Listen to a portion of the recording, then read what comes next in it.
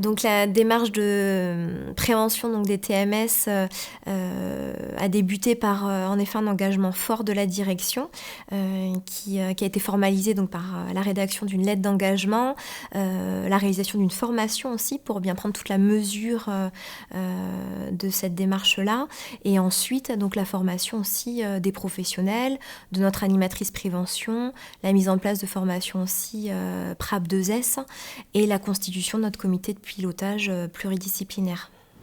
Alors moi, c'est vrai que je suis présente à chaque temps de transmission qui sont en fin de matinée en général, où là, toutes les équipes, l'équipe pluridisciplinaire se réunit. Donc si les soignants ont des difficultés ou quoi, elles font toujours remonter un temps de transmission, ça, il n'y a pas de problème.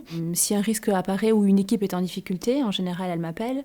Et du coup, on évalue ensemble par une grille d'évaluation en outil PRAP la situation dangereuse, et on essaye de trouver des solutions, soit techniques, de travail ou organisationnelles si c'est ça qui peine. On va prendre l'exemple de sortir du lit. Donc là, pareil, j'arrive, on fait l'évaluation des capacités motrices du résident, ce qu'il est capable de faire pour se mobiliser, et ce qu'il n'arrive pas à faire, comment on va faire nous pour y pallier et trouver des solutions pour soit le verticaliser, soit le transférer au fauteuil. Et après, on a plusieurs outils par rapport à ça. On peut avoir des disques de transfert simples, on peut avoir un verticalisateur, ou si on n'a plus toute capacité motrice, on va vers le rail de transfert. Je pense que l'important, c'est de faire avec le professionnel et pas d'être là en regard inquisiteur un peu, mais plutôt de partager la tâche, la difficulté qu'elle rencontre. Et du coup, ça me permet de vraiment concrètement comprendre ce qui se passe et pouvoir trouver des moyens adaptés à la situation. Si quelqu'un sur une situation est en difficulté, elle le sera demain et après-demain, donc il faut vite agir rapidement pour pouvoir justement réduire nos risques et pas qu'on se retrouve avec des accidents du travail ou des choses comme ça.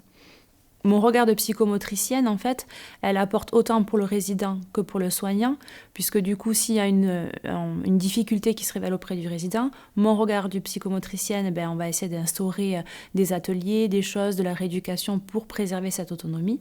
Et en même temps, si on parvient à mettre du matériel adapté à nos professionnels, ça va se ressentir dans la prise en soin de notre résident.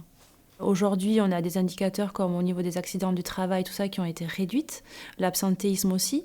On a tous nos postes qui sont pourvus. Donc, avec cette démarche de prévention, je pense qu'on est devenu aussi un EHPAD attractif. Embaucher une ergothérapeute comme je l'ai fait, formatrice qui plus est au niveau du PRAP, qui elle a accompagné, analysé les situations de travail, accompagné les salariés, posé un diagnostic, conseiller des matériels, et ensuite, à partir de là, on inscrit la démarche dans le temps. Et c'est vraisemblablement le point le plus important.